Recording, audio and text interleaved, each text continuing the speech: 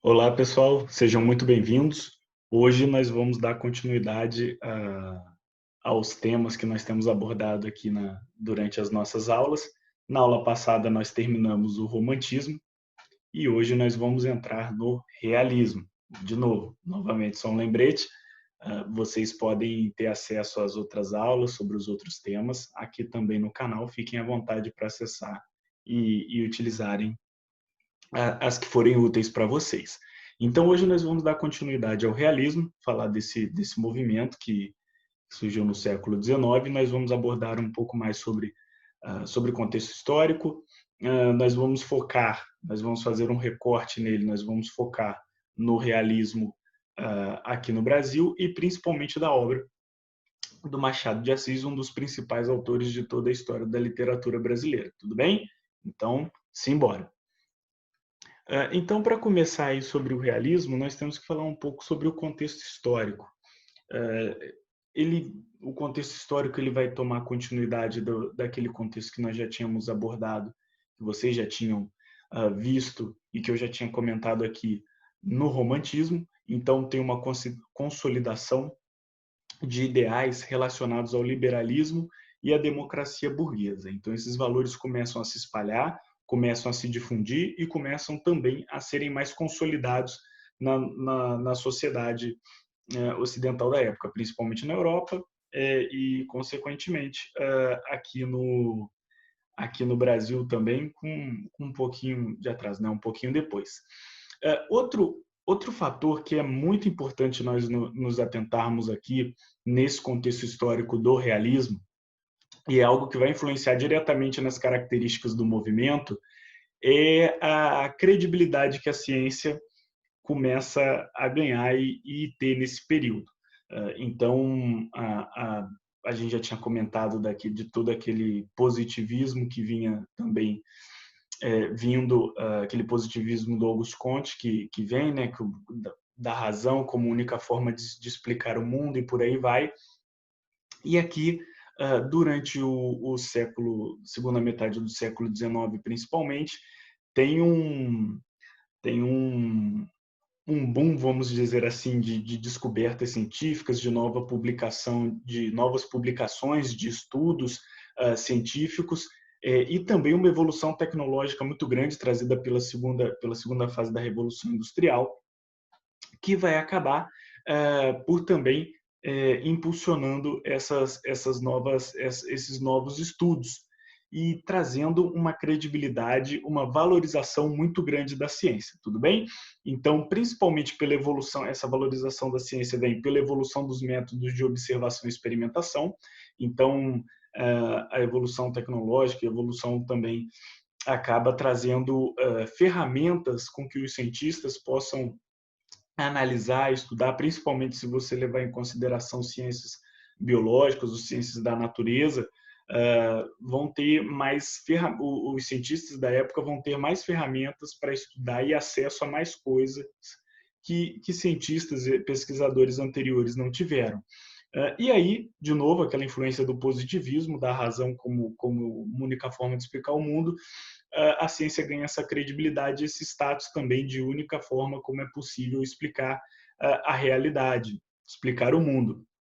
Para vocês terem alguma ideia, eu coloquei aqui dois exemplos de avanços científicos importantes que aconteceram nesse período. Esses aqui são só dois que eu citei de exemplo, mas existem vários outros mesmo. Foi uma época muito rica, vamos dizer assim, nesse quesito. Então, dois exemplos que eu coloquei aí é A Origem das Espécies, livro do Charles Darwin, publicado em 1852, que vai trazer o trabalho do Darwin sobre a teoria da evolução.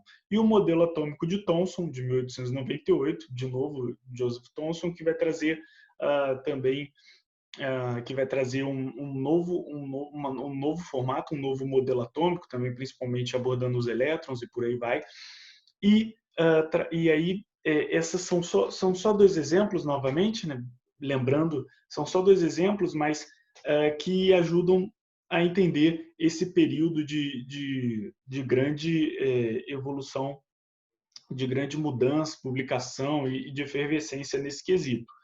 Uh, o que vai trazer algumas outras coisas que nós vamos explicar mais para frente, que vai trazer outras coisas que também não são, que são tão valorizadas quanto a ciência, mas que nesse intuito de explicar tudo de uma forma científica, acaba ocorrendo também a adoção de pseudociências como se fossem uma verdade, como se fosse ciência.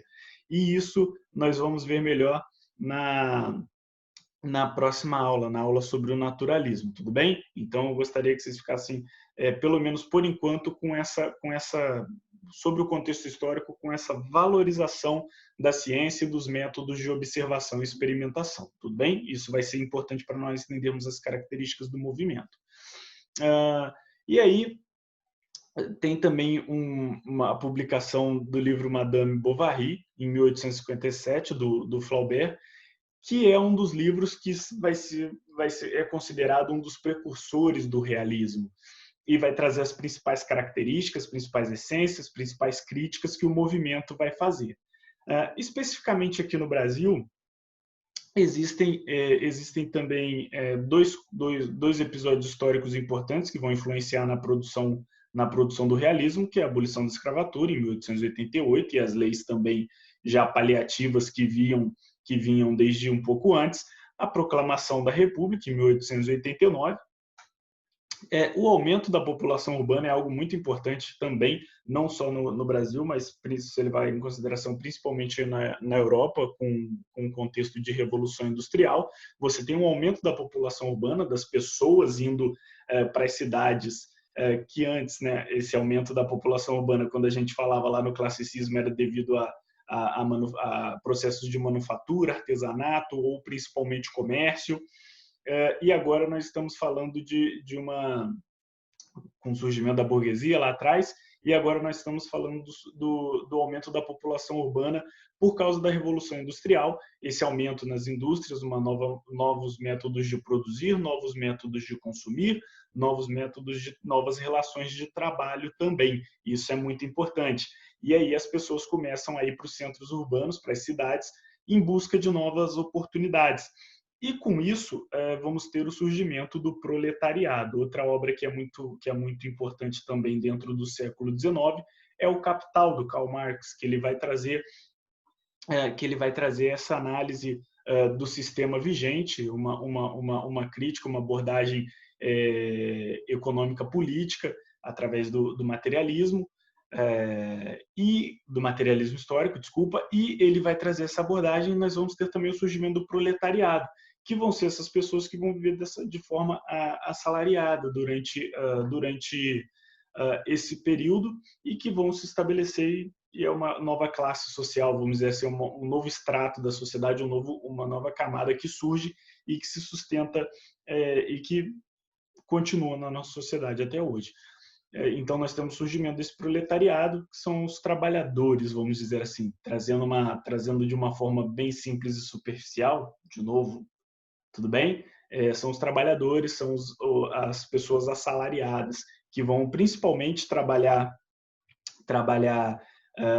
que vão ser mão de obra nessas indústrias que vêm surgindo e que vão se espalhando durante a Revolução Industrial. De novo, não que o trabalhador do campo, o cara que trabalha na agricultura ou na pecuária ou no campo em geral, seja excluído dessa classe do proletariado, tudo bem? Ele não é, ele também pertence a ela. Mas aqui é só o surgimento dessa classe mesmo, porque como como eu já falei para vocês, essa revolução industrial ela mudou bastante a sociedade, porque são novos métodos de produzir, novas formas de produzir, novas formas de consumir, e vai trazer novas relações de trabalho também, tudo bem? Beleza, então. E aqui nós vamos falar do realismo no Brasil. Uma das coisas importantes, um dos itens que é importante nós ressaltarmos dentro do realismo, é que muitas pessoas acabam lendo essa palavra realismo e acabam associando a coisas que são extremamente parecidas com o real, o que não está errado, tudo bem? Ou seja, por exemplo, quando você pega uma pintura e a pintura tem traços que parece uma fotografia, é tão próximo à realidade que às vezes você confunde a pintura ou o quadro com uma fotografia. E as pessoas às vezes encaram isso como realismo. E aqui no movimento literário do realismo, o termo é utilizado de uma forma um pouco diferente. O nome do movimento é realismo porque ele retrata episódios do dia a dia, episódios do cotidiano, episódio da realidade das pessoas, tudo bem? Por isso que o nome do movimento é realismo. Tanto que nas obras, nas pinturas, como vocês já puderam ver no slide anterior e podem ver nesse aqui, e até na capa da aula também, no slide capa da aula, as pinturas às vezes nem são tão, vamos dizer assim, tão próximas à realidade ou tão, tão detalhadas que você confunde com a fotografia, que você confunde com o real. Elas são pinturas sobre coisas do cotidiano, principalmente sobre pessoas trabalhando, tudo bem? Então, é importante nós entendermos essa diferença quando nós estamos falando desse termo do realismo sendo utilizado para nomear essa escola literária aqui, tudo bem? Beleza, então. Então, para falar um pouco do realismo no Brasil, para dar essa introdução do movimento aqui no país, nós vamos ter como livro fundador e como livro introdutor do realismo no Brasil, Memórias Póstumas de Brás Cubas, do Machado de Assis. Ele vai trazer essa estética, vamos dizer assim, e não só a estética, também o discurso do realismo e as críticas que vêm com ele. O realismo ele vai ter um foco muito grande no romance. E aqui é importante nós entendermos, porque nós acabamos de sair do romantismo e às vezes também o romance é uma palavra que muitas pessoas se confundem na hora de usar.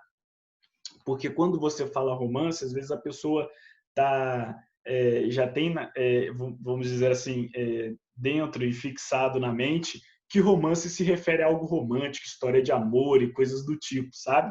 Mas o romance não, o romance é um tipo de história que ele é maior que um conto, maior que uma novela, e ele traz também um enredo, sub-enredos, né, tramas secundárias e por aí vai. Então é uma prosa narrativa, principalmente fictícia, aqui no caso do realismo, mas que vão tratar sobre coisas do dia a dia, coisas universais que os seres humanos daquela época estavam acostumados a passar, a viver. Então, aqui, de novo, tem uma valorização do romance, mas é importante nós lembrarmos que não que esse romance não se refere a histórias românticas ou aquela coisa idealizada do romantismo, tudo bem? É algo diferente. Romance é um termo utilizado para você falar sobre obras, prosas narrativas, fictícias, e que são maiores que contos, novelas e por aí vai, tudo bem?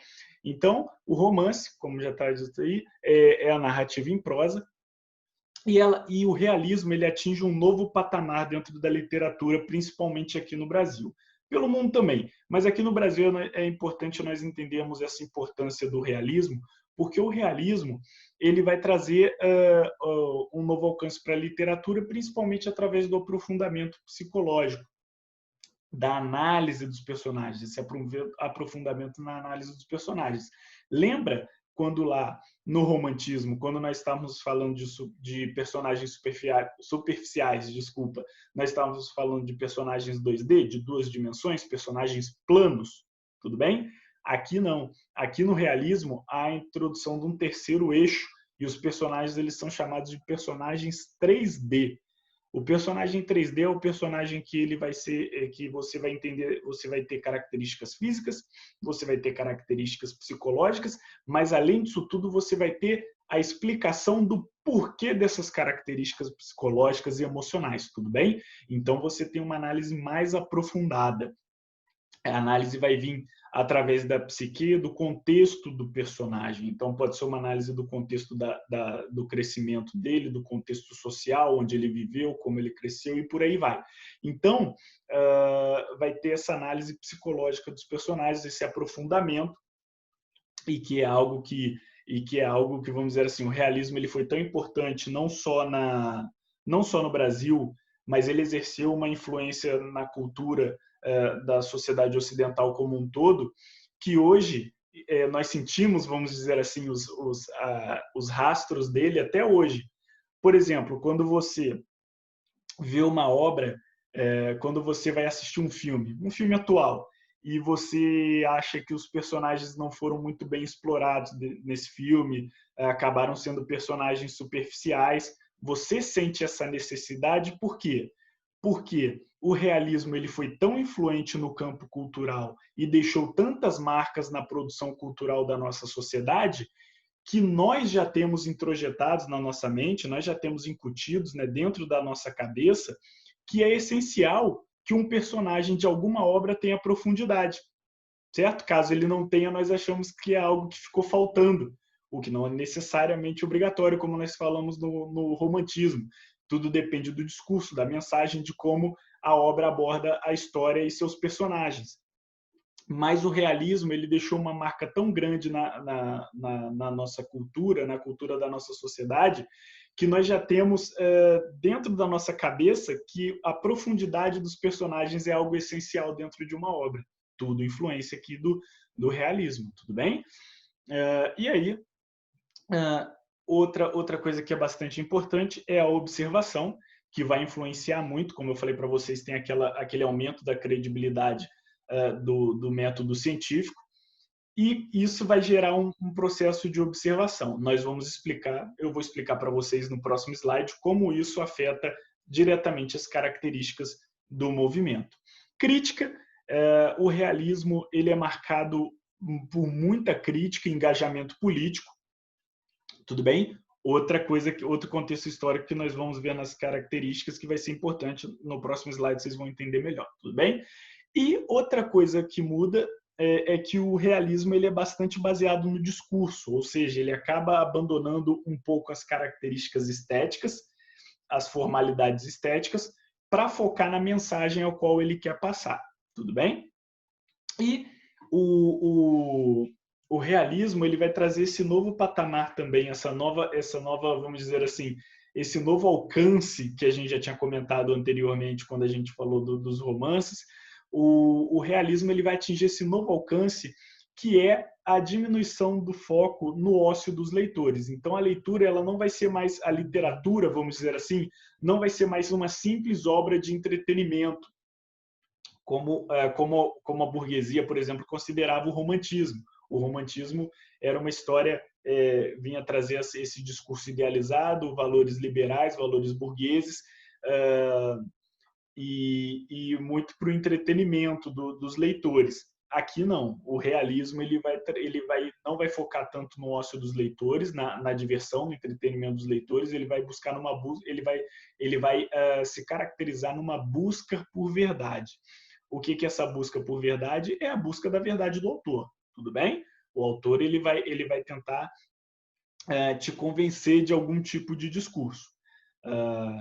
E aí a literatura é menos focado no ócio dos leitores, e a literatura ela é vista como uma ferramenta que transforma a realidade, que modifica a realidade. Então isso também é essencial nós entendermos, porque antes de tudo a cultura, a produção cultural de um período, ela é influenciada fortemente por seu contexto histórico, social e político. E isso vai se refletir na produção cultural. Seres humanos são seres políticos, então tudo acaba sendo política. Quando nós falávamos do romantismo e das coisas e das obras de abordagens superficiais e por aí vai, o romantismo, isso também é um discurso político, porque lembra que nós falamos lá do Victor Hugo, que ele diz que o romantismo ele é o liberalismo na literatura, ele é um braço do liberalismo na literatura.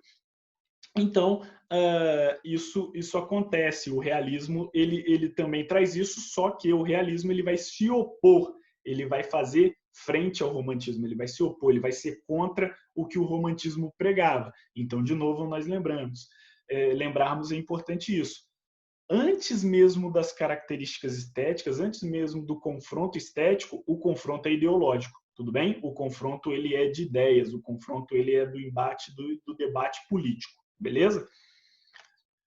Então é importante aí para nós entendermos as características principais do movimento. Como nós já falamos, oposição ao idealismo. Como eu falei para vocês, antes de tudo, os seres humanos são seres políticos e a oposição ao idealismo não vem só na forma de vamos ser contra isso que o romantismo pregava, de tudo perfeito, tudo bonito e por aí vai.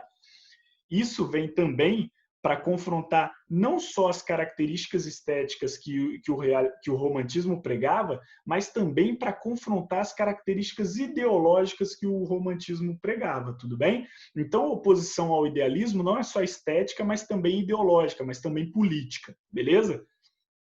Não há um envolvimento sentimental, e aqui é importante nós entendermos esse envolvimento sentimental tanto dos autores com seus personagens, quanto dos personagens entre si, tudo bem? A história, aqui de novo, como nós estamos falando do realismo, de uma representação mais fiel da realidade, os relacionamentos aqui dos livros do realismo, dos romances realistas, o relacionamento entre os personagens, por exemplo, não existe essa coisa de eu vou casar, vou casar com essa pessoa porque eu amo essa pessoa e por aí vai, e tudo baseado no sentimento.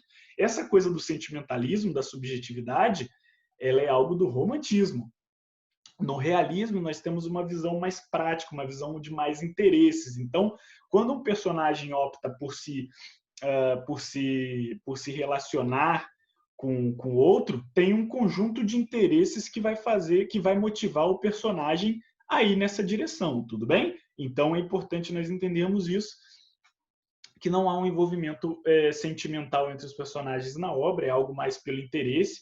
No começo, ou quando é sentimental, e isso é algo que o livro Madame de Bovary, que nós falamos e que é um dos precursores do realismo, faz muito bem, quando há essa coisa do sentimento, ela é quebrada logo em seguida. Ou seja, o sentimento ele existe para trazer essa sensação do amor, mas logo depois para acentuar a decepção, a não correspondência, porque a realidade, ela, quando confrontada com a idealização, ela quebra essa idealização, ela quebra essa expectativa. Então, dentro da Madame Bovary, no livro Madame Bovary, tem isso também da Emma, que ela quer se casar, se apaixona e tal, só que depois ela não se sente feliz no casamento, nem o nascimento da filha traz essa felicidade para ela também começa a atrair o marido e por aí vai. Então, não há esse envolvimento tão sentimental e tão idealizado, tão perfeito como o romantismo pregava. Tudo bem? Importante nós entendermos isso. Aquela forma romântica, tudo bem? E outra coisa que tem aqui, não há o envolvimento sentimental dos autores para com seus personagens. Os personagens, eles são tratados como uma cobaias de laboratório, aqueles ratinhos que são cobaias de laboratório. Os personagens dentro dos romances realistas também seguem essa premissa. E aí, com uma representação mais fiel da realidade, vem também o excesso de descrição. As obras do realismo, elas às vezes perdem muito tempo, não perde tempo, que é um termo bem ruim, mas elas gastam muito tempo descrevendo as coisas. Às vezes, não só o personagem, porque nós já falamos que tem uma análise profunda psicológica para justificar, para te falar dos contextos dos personagens e o porquê de um personagem agir de uma certa forma, mas também a descrição de coisas, de itens. Então, às vezes, são páginas e páginas desprendidas para descrever um quarto, uma cortina, uma mesa, um local e por aí vai. E por que esse excesso de descrição? Aí é que vem a importância do contexto histórico. Nós estamos falando de um período de forte influência dos métodos, de forte influência e valorização dos métodos científicos. E aí, esses métodos científicos, eles vão influenciar os autores desse período a trazerem essa visão de que os livros, as obras que eles escrevem são como se fossem teses. Então, eles querem provar um ponto. Que ponto que eles querem provar? Eles querem provar esse discurso deles, de oposição ao idealismo, de oposição ao romantismo, e por aí vai. Então, para fazer esse combate, eles fazem isso através dos romances realistas. Assim como lá no romantismo a gente estudou o José de Alencar, o José de Alencar queria trazer a criação de uma identidade nacional cultural, de uma identidade cultural nacional, desculpa, acho que assim fica melhor, e dessa visão idealizada de partes da sociedade, para trazer esse nacionalismo, para aflorar esse nacionalismo. Aqui no realismo nós temos uma visão contrária, uma visão não idealizada e uma visão que vai se opor a isso. Então você tem esse discurso que esses discursos que se opõem. E com isso você vai ter essa descrição exagerada, porque o autor ele quer te passar credibilidade, ele quer passar a mensagem de que ele sabe do que ele está falando. Então, enquanto lá no romantismo nós tínhamos descrições superficiais, personagens superficiais e a narrativa, o enredo também superficial, aqui eles vão ter um exagero muito grande na descrição e vão trazer justamente, eles vão ter esse exagero na descrição justamente por causa desse contexto histórico da valorização da ciência. Então eles falaram, não, nós estamos vivendo um período aí de valorização da ciência, da razão, esse positivismo de explicar tudo, de ser a única forma de explicar o mundo. Então as obras elas também têm que trazer esse verniz de credibilidade. E como os autores do realismo estavam tentando provar um ponto no discurso deles de oposição ao idealismo, eles também precisavam trazer essa descrição detalhada para trazer um sentimento, uma sensação a quem lia aquelas obras de conhecimento de causa. E aí é que vem esse engajamento político e social do realismo, crítica e combate. Ele vai trazer crítica a instituições sociais, e principalmente aos valores burgueses. Ele vai apresentar as contradições dos valores burgueses. Por quê? Porque os valores burgueses eram a base do romantismo, e o realismo se opõe ao romantismo. De novo, não se opõe só na estética, mas também se opõe no discurso, se opõe nas ideias. Então, vai ter crítica a instituições sociais e aos valores burgueses, apresentando contradições e por aí vai. Um exemplo de críticas a instituições sociais o que é uma instituição social, primeiro? É importante nós entendermos isso. Mas instituições sociais são convenções que a sociedade tem como algo que é necessário para as pessoas daquela sociedade. Então, existe essa visão por uma parte majoritária da sociedade que impõe isso a uma minoria, e essas instituições acabam se consolidando. Um exemplo é o casamento. O casamento ele é uma instituição social. Todo mundo, principalmente em algumas sociedades que são bastante católicas como a nossa, bastante cristãs como a nossa, tem essa coisa do casamento, do ideal religioso, do ideal do cristão do casamento, ideal religioso e por aí vai. Uma convenção monogâmica e tal. E isso vai ser, como isso é um dos valores burgueses e isso acaba sendo base do romantismo, essa instituição social vai ser muito criticada dentro do realismo.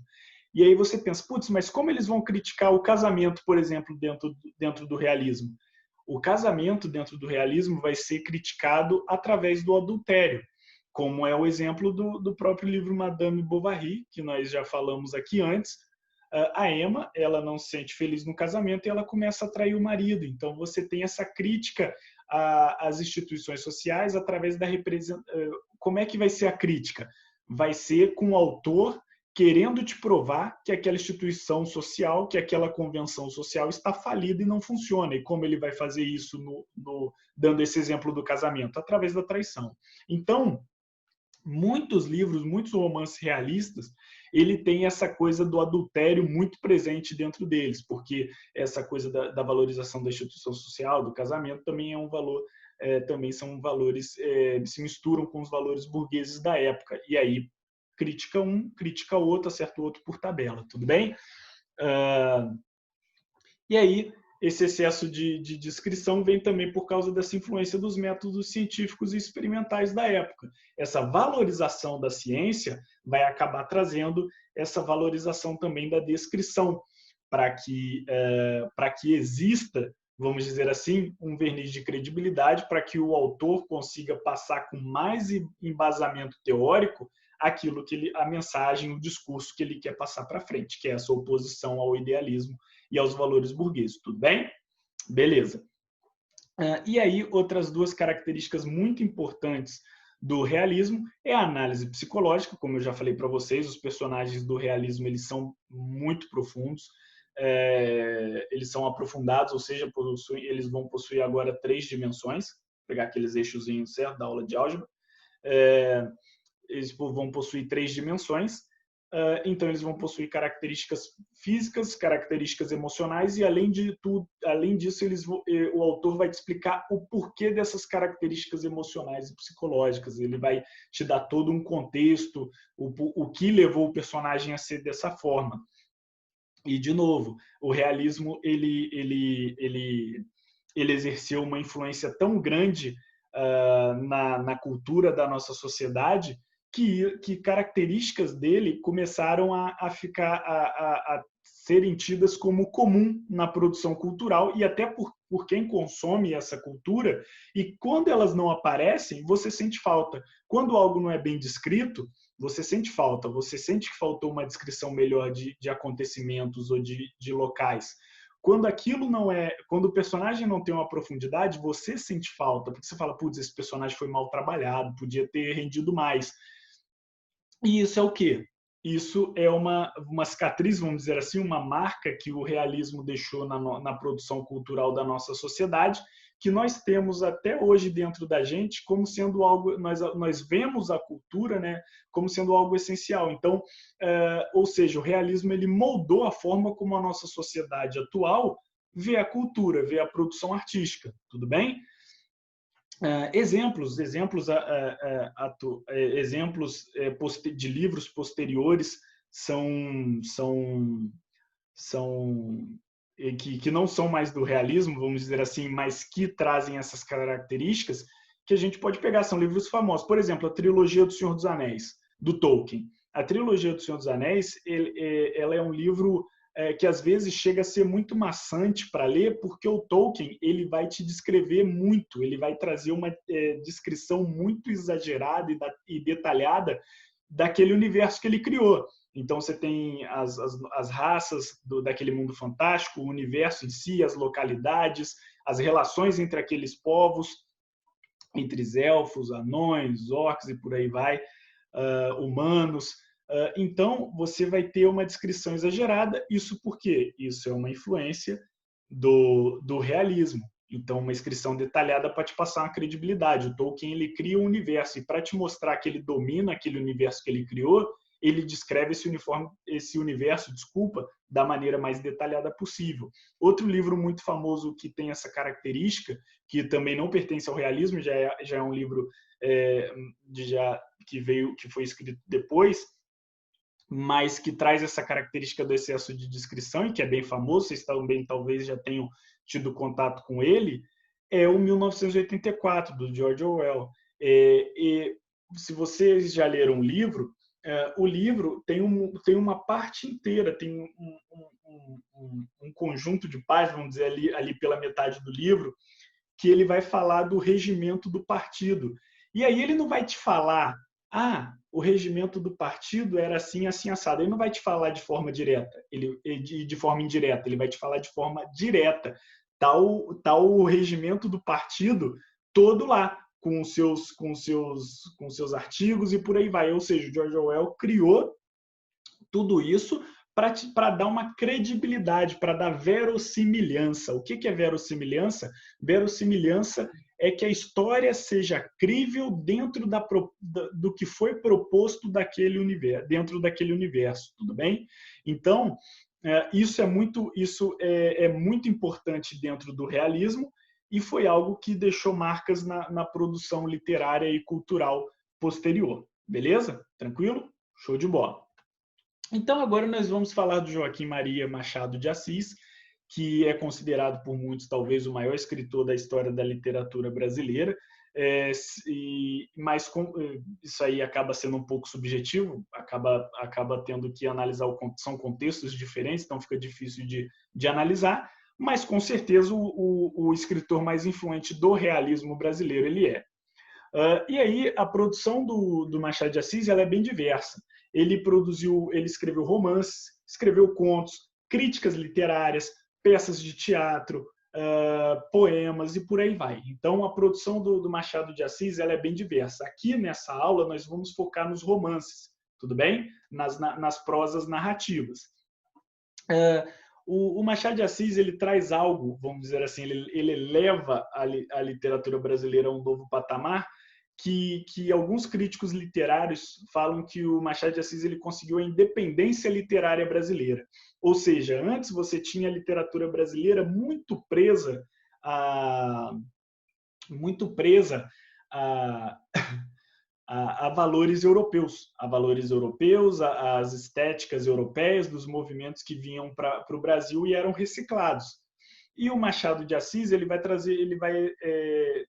botar a literatura brasileira num novo patamar e alcançando esse status de independência da literatura brasileira, da independência literária brasileira.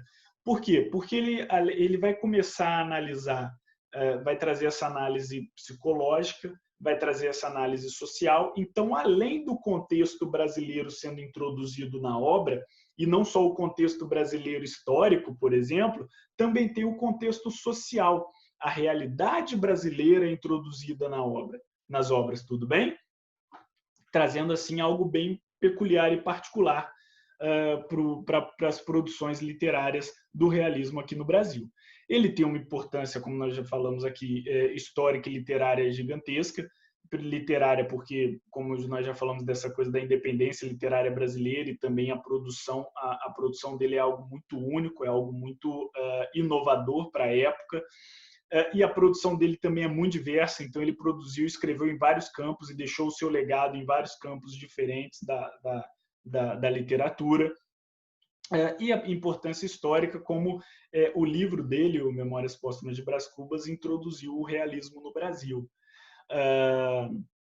O aprofundamento psicológico, outra coisa que o Machado de Assis vai trazer, que é muito forte nas obras dele, é o tempo psicológico. E aí vocês pensam, putz, o que é o tempo psicológico?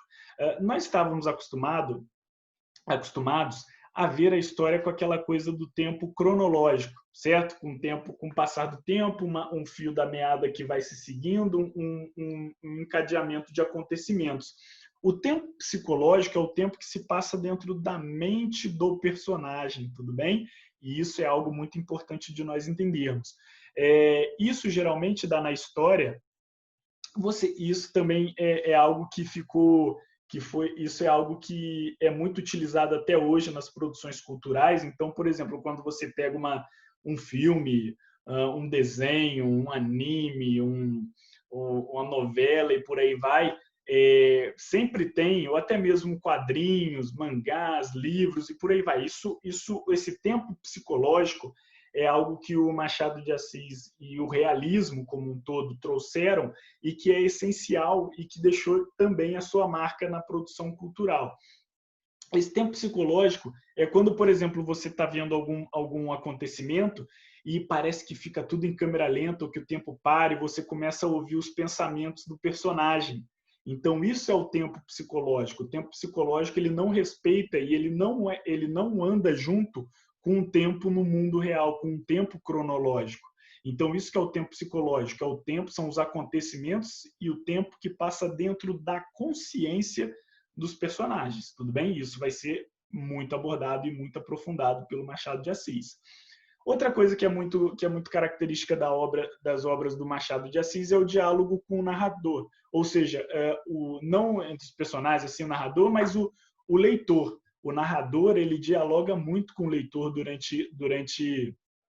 durante as obras, fazendo aquelas perguntas retóricas e por aí vai.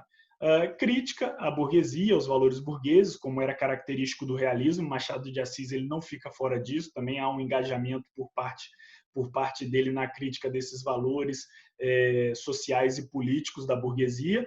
E o universalismo. O universalismo, o que é? O universalismo ele é um termo utilizado para se falar de temas que são, quando são abordados temas que são universais, ou seja, temas que são comuns a todo mundo. Como eu falei para vocês, o realismo ele tem esse nome não por... ele é um retrato mais fiel da realidade também, mas o principal motivador do realismo ter esse nome, realismo, é porque ele trata de acontecimentos do cotidiano, de relatos do dia a dia das pessoas. Então, aquilo é mais tangível, é mais, vamos dizer assim, é mais... o leitor consegue se identificar melhor com aquilo, porque é aquilo que está presente no livro, mas também é algo que é comum à realidade do leitor. E com isso gera essa identificação do leitor com a obra. Porque, por exemplo, vamos lembrar lá do romantismo, Iracema. Iracema é uma história de aventura e tal, e do romance da Iracema com Martim, e aquela coisa do mito de fundação do Ceará e por aí vai. Aquela realidade não é compatível com a realidade dos leitores, que era principalmente a burguesia, uma burguesia de centros urbanos, tudo bem? Então, aquela realidade ela não é algo que os leitores do livro, vamos dizer assim, aquela história não é algo que os leitores do livro tenham experimentado, vamos dizer assim, o convívio direto com indígenas, e aí se apaixonar por uma indígena, pela Iracema, e por aí vai, e viver essa história de batalhas e guerras, e por aí vai. Então, o realismo ele acaba se focando no cotidiano, no dia a dia. São histórias de pessoas, são histórias de pessoas que pertencem ao cotidiano e acontecimentos do cotidiano também, como essa coisa do casamento, do adultério, dos golpes e você ser enganado e por aí vai. Então são tramas do cotidiano. E é importante nós entendermos isso. Como o realismo ele é muito focado como o realismo aqui, os romances realistas, eles são muito focados no trabalho, no desenvolvimento dos personagens. A narrativa, o enredo da história, geralmente são enredos que pertencem ao cotidiano. Então, dentro do realismo, você não vai ter aquela coisa fantástica de elfos guerreando com anões e orques e atirando flecha e magia de mago e idealização e aquelas figuras mitológicas. Não tem isso no realismo, tudo bem? O realismo é o quê? O realismo é a história de uma... É um livro que vai falar sobre a história, que vai falar sobre uma dona de casa, que vai falar de um cara que ele é meio azedo porque ele sofreu algumas desilusões pela vida. Então, são histórias, teoricamente, do cotidiano e que são universais, que podem ter sido vividas por qualquer um de nós que estamos lendo aquela obra. Então, gera essa compatibilidade, essa identificação do leitor com a obra. E, por isso, o enredo, a trama, acaba sendo um pouquinho, vamos dizer assim, não é tão fantástica. Então, quando isso é importante nós entendermos também, porque às vezes muitas pessoas que ainda não foram introduzidas às obras realistas, elas leem obras realistas e elas falam, putz, isso aqui é meio chato, não gostei muito, porque é muito monótono, muito normal, muito comum esse enredo. O foco, é importante nós lembrarmos que o foco do realismo não é na trama em si, no enredo em si, mas sim na exploração psicológica, no desenvolvimento dos personagens. Então, você não lê uma obra do realismo esperando um enredo ou uma trama e aquela coisa bem fantástica ou fantasiosa, sabe? Você lê o quê? Você lê os romances realistas para entender e para apreciar como os autores da época conseguiam construir seus personagens de uma forma tão bem aprofundada. Tudo bem? Esse é o foco principal dos livros realistas e é o que vocês vão se deparar e é o que vocês têm que apreciar dentro de um romance realista. A apreciação do romance realista vem a partir de ver como os personagens são criados e são desenvolvidos pela obra, como aquelas pessoas, vamos dizer assim, pessoas entre aspas, vão se desenvolvendo e crescendo durante a obra, beleza? E aqui nós vamos falar de 3 livros principais do Machado de Assis. Nós vamos começar aqui pelo Memórias Póstumas de Brás Cubas, que conta a história do Brás Cubas, e ele é um introdutor do realismo, livro considerado como o primeiro do realismo no Brasil. O foco narrativo é em primeira pessoa, ou seja, o personagem mesmo principal que vai te narrar a história, o Brás Cubas. E aqui nós temos algo bem característico e algo bem inovador e diferente também, que é o defunto autor. Por que defunto autor? Porque a história começa pela morte do Brás Cubas. O Brás Cubas ele já está morto e ele vai te contar a história de vida dele. Então ele fala que ele é o defunto autor. E não um autor defunto, porque o autor defunto é aquele que já morreu e alguém conta a história dele. Eu sou ele se autodenomina o defunto autor porque ele está morto e num plano após a morte dele, ele está te contando a história dele, quase como se fosse uma autobiografia. É uma linguagem de duplo sentido, com metáforas, sátiras, ironias, e uma linguagem bastante complexa, só que, apesar da linguagem ser complexa, a narrativa, o enredo, ele é um enredo bem simples. O Brás Cubas ele é um membro da elite carioca e ele quer desenvolver um remédio e por aí vai. Então, e aí conta as histórias dele procurando uma pretendente, quando ele quer se casar e tal. Então, apesar da linguagem ser complexa, a história, o enredo, a trama, ela é uma trama simples, vamos dizer assim. Tempo psicológico e cronológico, como nós já tínhamos abordado, inclusive o tempo psicológico ele acaba sendo mais evidente e explícito aqui no Memórias Póstumas de Brás Cubas, porque existe esse plano pós-morte ao qual o personagem te conta a história. Então, esse plano em si já é um tempo psicológico. E aí tem toda essa coisa do defunto autor, tanto que o Brás Cubas ele dedica a obra aos vermes que primeiro corroeram, comeram a carne dele. E aí o cenário no Rio de Janeiro, Coimbra principalmente, tem essa transição. E o Brás Cubas ele vai trazer de novo essa figura, essa crítica, vamos dizer assim, à burguesia, aos valores burgueses, ela está bastante presente aqui na figura do personagem principal, porque ele é um membro da burguesia e você vê a forma dele agir, às vezes até de uma forma, vamos dizer assim, ele vai agir de uma forma superficial ou tendo em vista esses valores burgueses. Então está aí a crítica também. A crítica acaba sendo querendo demonstrar ao leitor como os valores, como o que essa classe valoriza, acaba sendo superficial e muitas vezes contraditório. Nós temos aqui o Quincas Borbas, outro livro aqui, que é o foco narrativo em terceira pessoa. Ele tem alguns momentos, o Quincas Borba ele tem alguns momentos em que o foco narrativo é dúplice. Ele dá uma trocada, ele dá uma mudada e vai para a primeira pessoa e o Pedro Rubião, que é o personagem principal, acaba sendo o personagem principal da história aqui do Quincas Borba. Ele acaba sendo em alguns momentos em primeira pessoa também, mas essa mudança é sutil e interessante nós destacarmos uma coisa essencial aqui, tá, gente?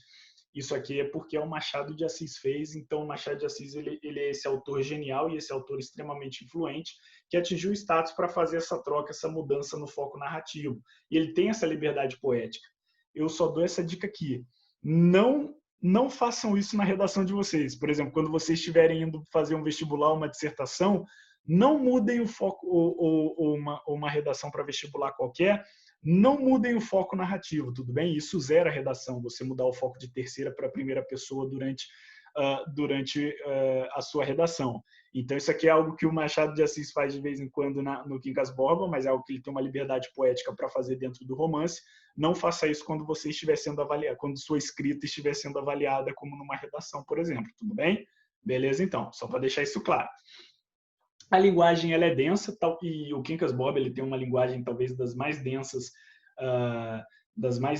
aí dentro do realismo brasileiro, com muitas digressões, muitas reflexões, ironias e metalinguagem. O que é a metalinguagem? Metalinguagem é quando você usa a linguagem ao qual você escreve para falar sobre aquilo. Então, por exemplo, vamos supor, metalinguagem seria uma foto sobre tirar foto. Seria um livro, seria quando dentro de um livro você fala sobre o ato de escrever um livro. Seria quando dentro de um poema você fala sobre como é escrever um poema. Então, você está usando aquela linguagem para falar sobre como é produzir aquela linguagem. Isso é a metalinguagem, né? Pode ter ficado um pouco confuso, mas é justamente isso. É quando você, por exemplo, você está escrevendo sobre o ato de escrever. Isso é uma metalinguagem. Tudo bem? Outra coisa que é bastante importante aqui, e aí de novo dentro do Quincas Borba nós temos essas críticas aos valores burgueses, é que o Pedro Rubião, que é o personagem principal da história, é amigo de um filósofo que se chama Quincas Borba. E aí o Quincas Borba morre e deixa uma herança para o Pedro. Só que tem uma condição. Para o Pedro Rubião herdar essa herança, pegar toda essa herança, ele precisa cuidar do cachorro do filósofo, que também tem o nome de Quincas Borba, tudo bem? E aí esse filósofo, ele é adepto de uma teoria, de uma filosofia fictícia que é criada, que é abordada também no Brás Cubas e aprofundada aqui no Quincas Borba, que é o humanitismo. O humanitismo. O humanitismo é uma teoria criada, é uma teoria fictícia filosófica criada aqui para a história pelo Machado de Assis, que é justamente uma forma dele criticar algum desses valores burgueses, como o positivismo, o cientificismo da época também. Ele vai trazer algo, para resumir de uma forma simples, sem também me alongar muito aqui, o humanitismo é uma teoria quase como se fosse a sobrevivência do mais forte. E aí ele vai trazer uma sátira, uma visão mais, vamos dizer assim, uma visão mais irônica dessas teorias científicas baseadas nisso, principalmente, por exemplo, é uma visão satírica já da teoria da evolução, que a teoria da evolução não é a sobrevivência do mais forte, né? Ela fala sobre a adaptabilidade ao meio ao qual um ser vive. Já que não, Machado de Assis, ele, através desse humanitismo, ele faz essa brincadeira com essas teorias científicas da época e essa ironia dele. O tempo, 1867, os fatos seguem de ordem cronológica e os valores burgueses eles também são criticados aqui na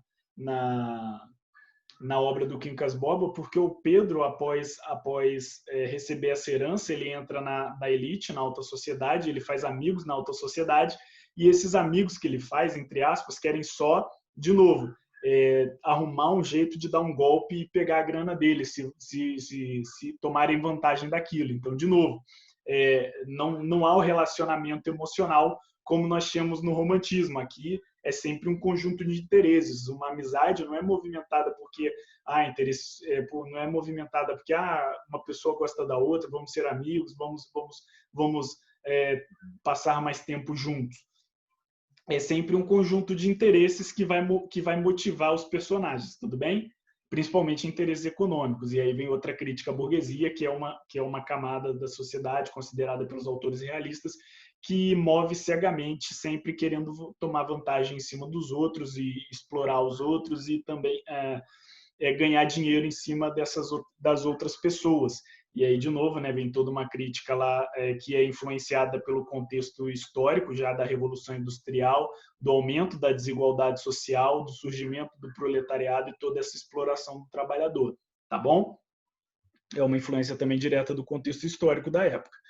E aqui outro livro, e talvez o mais famoso aí, que vocês também já devem ter tido contato, recebeu várias adaptações, é o Dom Casmurro. O Dom Casmurro ele tem esse foco narrativo em primeira pessoa, do que é o Bento Santiago te contando a história dele, ou seja, o Bentinho, né? Um personagem bastante famoso, e a história do Bentinho e da Capitu. E o Dom Casmurro ele traz umas características importantes do realismo, que é essa coisa da análise profunda do personagem.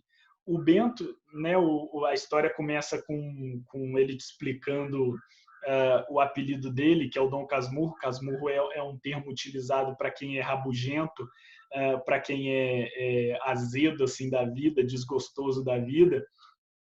E ele começa falando que ele estava num bonde voltando para casa e aí sentou uma senhora do lado dele e a senhora começou a conversar sobre a vida e tal, sobre as coisas da vida com ele, e ele ignorou a senhora completamente. E aí a senhora falou, você está me ouvindo? Ele, desculpa, nem prestei atenção. E a senhora fica indignada, porque ela estava falando sozinha esse tempo e aí começa a chamar ele de Casmurro, que é esse cara azedo. E aí ele ganha essa alcunha, né, de Dom Casmurro.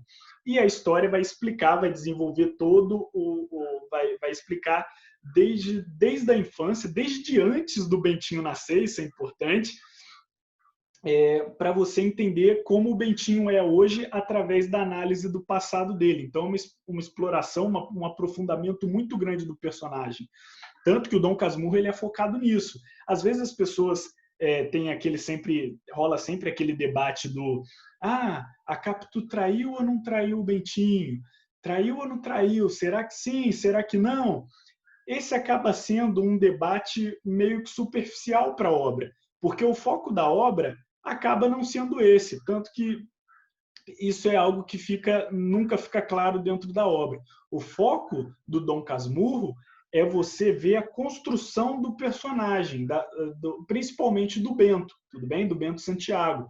É você ver como esse menininho, né, essa criança feliz, meio que boba alegre, assim, e animada com tudo, se tornou um velho azedo, tudo bem? Um cara mal-humorado, um senhor azedo, desgostoso da vida. Então, o Machado de Assis vai passar por toda essa transformação e te explicar o porquê disso tudo. E ele já começa logo antes do Bento nascer, porque a mãe dele tinha uma gravidez de risco, e aí ela falou, eu vou fazer uma promessa que se esse meu filho nascer bem, nascer saudável, eu vou dar ele para a igreja, né? Vamos dizer assim, não é largar o filho na igreja, quer dizer que o filho vai seguir a carreira de padre, né? Como uma promessa, se essa criança nascer bem. Então, ele, por causa também dessa gravidez de risco e por ter sido uma criança um pouco frágil, o Bentinho ele sempre foi tratado muito mimado, sempre teve uma insegurança muito grande.